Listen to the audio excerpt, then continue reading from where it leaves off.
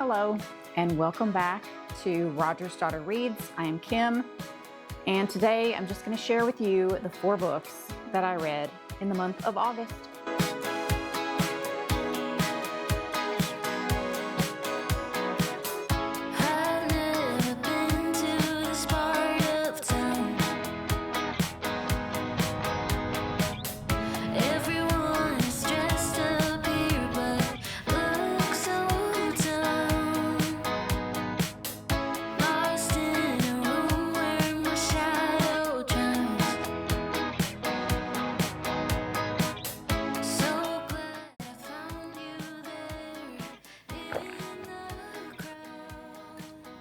Okay, 4 books. That's a book a week. Could have done better. Was still doing some house projects, so I'm going to blame it on that. I'm going to start with the book I like the most, okay? And that was this one, For Your Own Good by Samantha Downing. This takes place at a prestigious school, and Teddy is Teacher of the Year. Teddy is very exacting. He has a black and white view of the world, and if you don't see the world the way he does, he will help you. Everything is for your own good. Everything that he does. He's thinking a few steps ahead of you, and he doesn't care what he has to do to help you. He's going to do it. Some people are dying at this boarding school, and we've got multiple POVs. They are all interesting.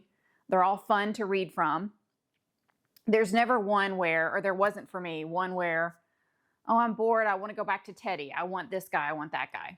It was all interesting. This was a recommendation from my book club friend. We read it together for book club, and I liked it so much that I listened to this also while I was painting the garage, which we did some work on. Usually I need music if I'm doing something physical and hot and something that's just really not super fun and enjoyable. It's hard for me to take in an audiobook during that. I need something way more distracting.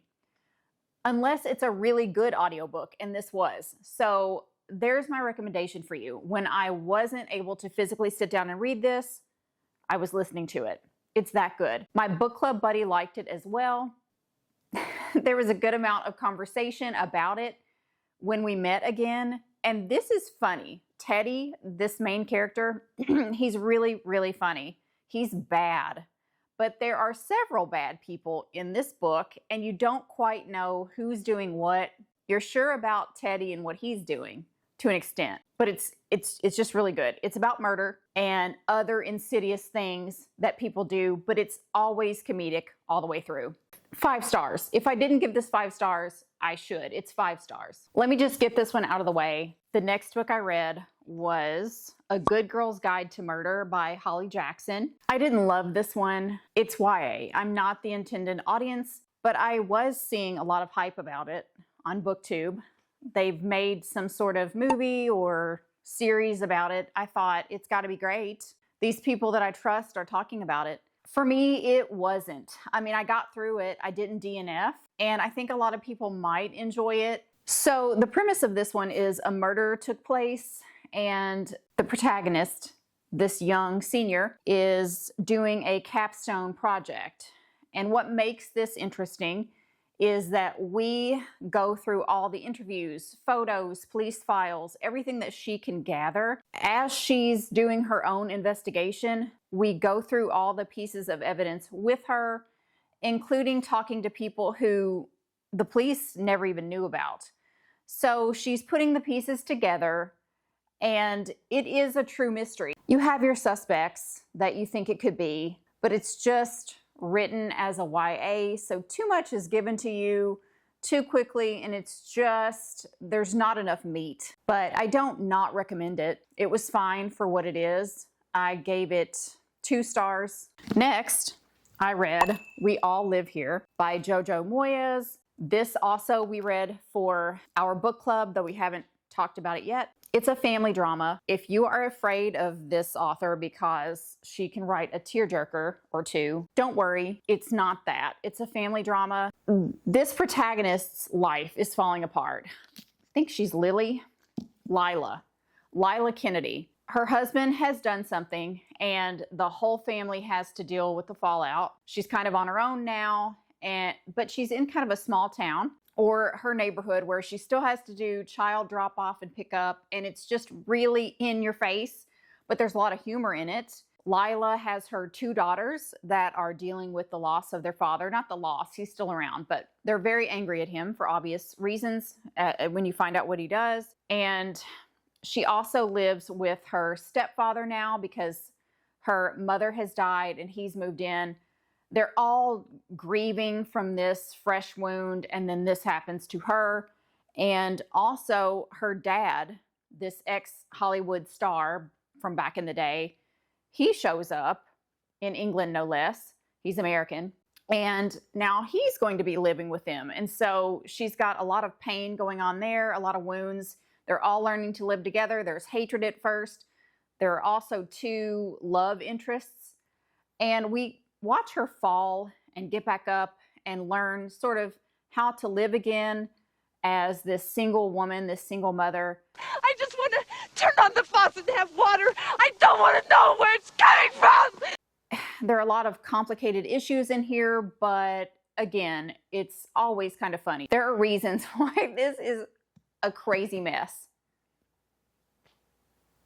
but I'll let you figure that out. Anyway, this should be like a 3 or 4 star. It was good. It kept my attention. And family dramas are hit or miss for me. Lastly, I read Twilight. It's been a few years.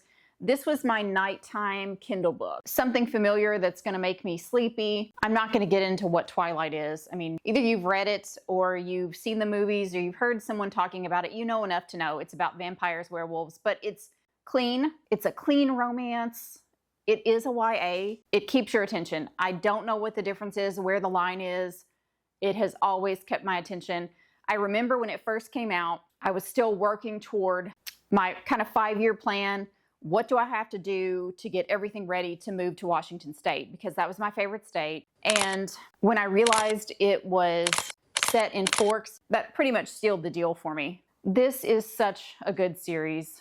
I would say still it's a 5-star for me, even all these years later. It's hard to find a clean romance today, and this is one of them. One thing that is difficult, or was difficult especially this time, is I don't live in my favorite state anymore, and it is very challenging for me to read anything about Washington, to see Washington in pictures. The hurt is very much still on the surface. So that's difficult. I'll say that. Forks is so beautiful. She goes to Port Angeles. It's just, and the way that Stephanie Meyer describes Washington is pretty spot on. The beach at La Push. I've been to all those places. I remember those places, and Washington is just the most magical state. So there were times this month where I had to take a break because the pain was just too fresh of missing Washington, and I couldn't do it. But I persevered, and this is like the 80th read. I don't know. Those are the 4 books that I read in August. I would say that's a pretty good reading month. I could have read a lot more, but that's every month. I think that same thing. I could have read more. I could have done better, but it is what it is. We have September next, and hopefully I can read more than 4 books. Wherever you are, I hope you had a wonderful August, and I hope you're ready for fall and you've got your fall reads all picked out. God bless you. Jesus loves you. And I hope wherever you are, things are going well for you. Bye.